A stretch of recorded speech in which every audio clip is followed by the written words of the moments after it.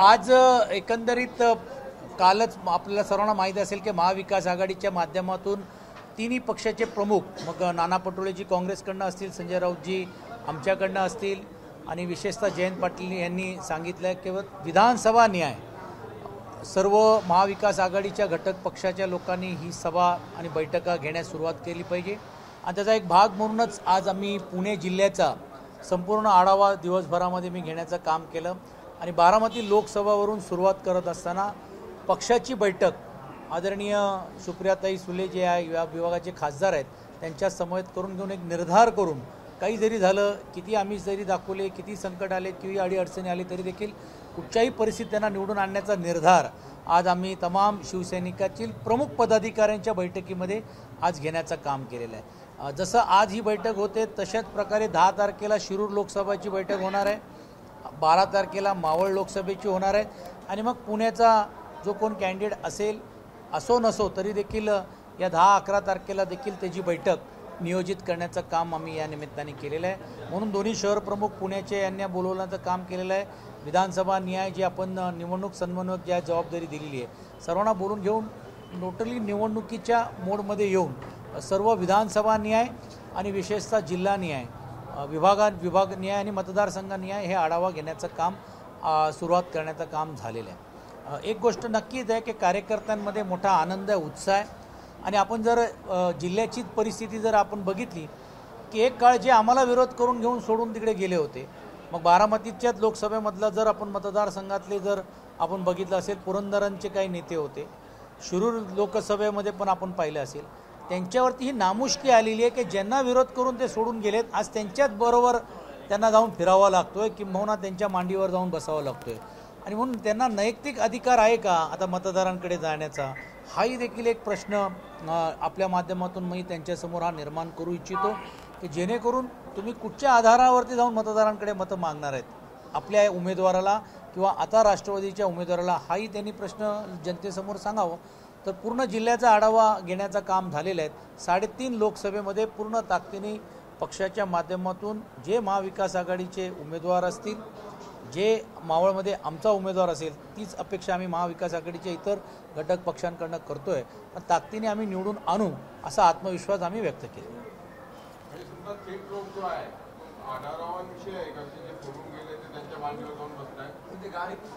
त्याच्यात तर काय झालेलं आहे की मला आश्चर्य या गोष्टीचं वाटते की ज्यांनी प्रखर विरोध केला, राष्ट्रवादी आम्हाला संपवलं निघालं आणि नावानिशील त्यावेळीचे पालकमंत्र्यांचा नाव उल्लेख करत असताना आम्हाला संपलोय, आज दुर्दैवाने त्यांना त्यांच्या गाडीत घुसून बसावं लागतोय। आता थोड्या दिवसामध्ये अजून गाडी रिपेरिंग करून किंवा बाकी मी बोलणं उचित होत नाही, ते एक ज्येष्ठ नेते आहेत, पण करावी लागेल की काय आणि आपल्या मोजक्या कार्यकर्त्यांकडनं बैठक बोलून की आता काही जरी झालं कुठचंही चिन्ह घ्या तुम्ही लढा, मग ही नैतिकता अधिकार किंवा त्यांचा जे त्यावेळी जो आरोप करण्याचा हा रोष कोणावर होता, मग हा षडयंत्र होता का? हा षडयंत्र जाणून बुजून हे काही ठराविक नेत्यांनी या जिल्ह्यामध्ये निर्माण केलं होतं आणि कार्यकर्त्यांमध्ये असं नाराजगीचा सूर तयार करायचं राष्ट्रवादीच्या विरोधात, महाविकास आघाडीच्या विरोधात आणि आज तेच जाऊन त्यांच्याकडनं उमेदवार घेऊन उमेदवारी मागायला जात आहेत असं आपल्या माध्यमातून ऐकायला मिळतं आणि म्हणून त्यांनाही देखील तो नैतिक अधिकार पोचणार आहे का? कारण आपण बघितलं असेल की जिल्ह्याच्या प्रत्येक बैठकीमध्ये जे माजी मंत्री राहिलेले आहेत, जे आढळरावजी असतील, त्या बाजूला विजय शिवतरेजी असतील, अजून काही नावं मी घेऊ इच्छित नाही, परंतु ही जी मंडळी जी आहेत ह्यांनी म्हणजे स्वतः पालकमंत्र्यांचं त्या काळामध्ये नाव घेऊन, स्वतः राष्ट्रवादीच्या नेतृत्वाचं नाव घेऊन आम्हाला खच्चीकरण केलं जातं, आम्हाला निधी दिली जात नाही, आमच्या कार्यकर्त्याला संपवण्याचा प्रयत्न चाललेला आहे, खोटे पोलीस केसेसमध्ये आम्हाला अडकवण्याचा प्रयत्न झालेला आहे, ग्रामपंचायत नगरपालिका ह्याच्यामध्ये पूर्ण रीतीने आमचे उमेदवार पळून घेऊन गेलेत आणि ह्यांच्यावर आम्ही कधी बसणार नाही किंवा बसू शकणार नाही। आज त्यांच्यावरती ही वेळ येते, हीच दुर्दैवी आहे।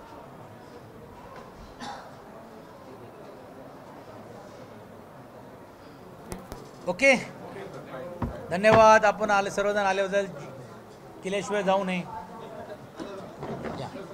अच्छा या सेंटरवरून आले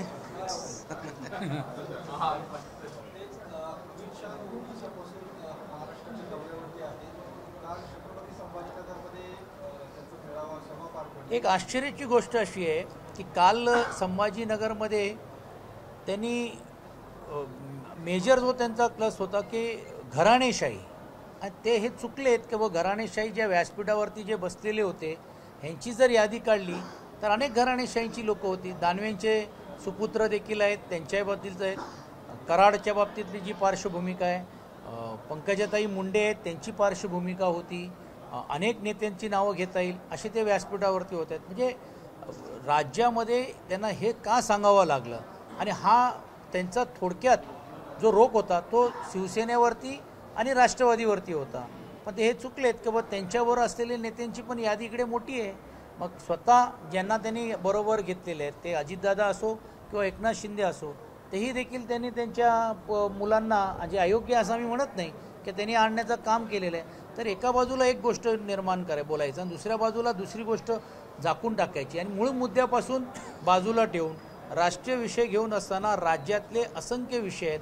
मग तो मराठा आरक्षणाच्या बद्दल असेल, शेतकऱ्यांना नुकसान भरपाई देण्याच्या बाबतीत असेल, केंद्राची समिती कमिटी आल्यानंतर काय झालं त्या अहवालाचं आम्हाला माहीत नाही आहे, अवकाळी पावसामुळे नुकसान भरपाई देऊ म्हणून घोषणा झाली त्याच्याबद्दलचं असेल, दुधाला 5 रुपयाचा भाव देऊ, दर देऊ म्हणून घोषणा झाली, अजूनपर्यंत शेतकऱ्यांना ते पैसे मिळाले नाही.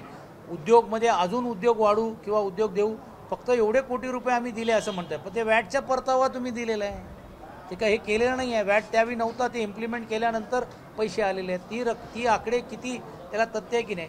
ह्याचा अर्थच असा आहे की महाराष्ट्रामध्ये त्यांना यावं लागतो, एक 2-2 दिवस थांबावं लागतो आहे की कुठेतरी त्यांचा सर्वे, त्यांचा रिपोर्ट, की एवढे पक्षाची फोडाफोडी केल्यानंतर, इतर दोन्ही पक्षाला घेतल्यानंतर देखील ते अजून बहुमताच्या आकड्यावरचे पार महाराष्ट्रात करत नाही आहे, आणि म्हणून त्यांचा हा प्रयत्न आहे.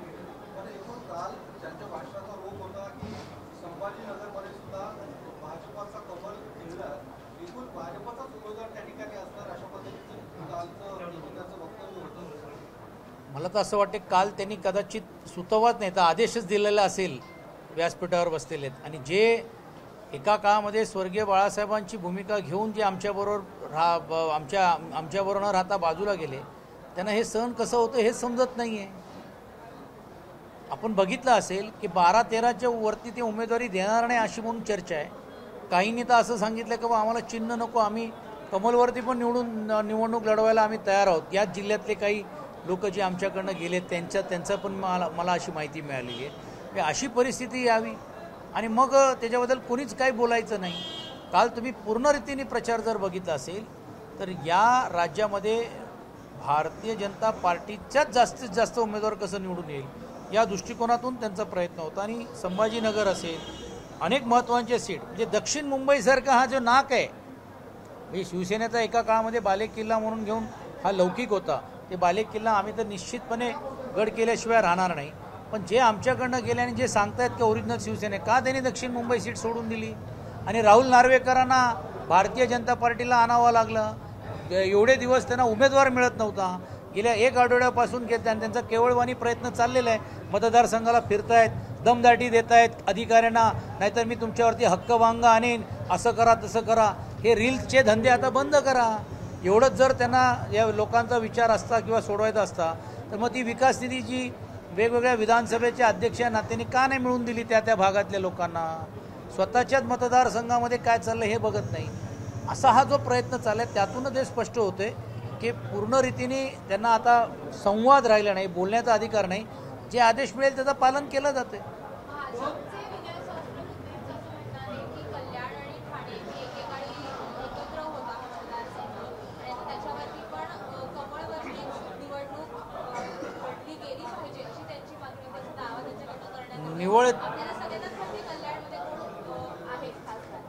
निवळ त्यांचं म्हणणं नाही, निवळ त्यांचं म्हणणं नाही.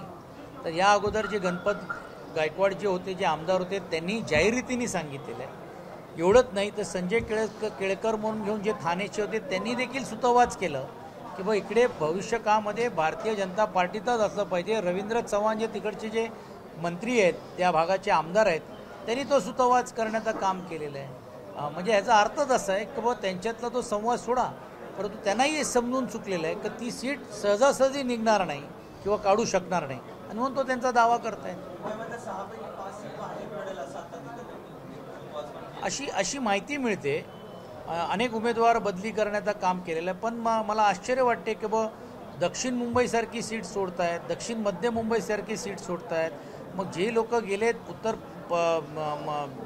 पश्चिमसारखी सीट जे आहेत, मग या सर्व जे गेलेले त्या लोकांचं काय होईल? आणि त्यात ज्येष्ठ नेते आहेत, कीर्तिकरसारखे एवढे मोठे नेते, राहुल शेवाळेसारखे माननीय सन्माननीय खासदार ज्यांनी खूप चांगलं काम लोकसभेमध्ये केलेलं आहे, असं तेच म्हणतायत। अशी लोकांना पण देखील डावळून हे पुढे जर असं चित्र होणार असेल तर म्हणजे आणि आता त्यांना पर्याय राहिले नाही असं स्पष्ट होते।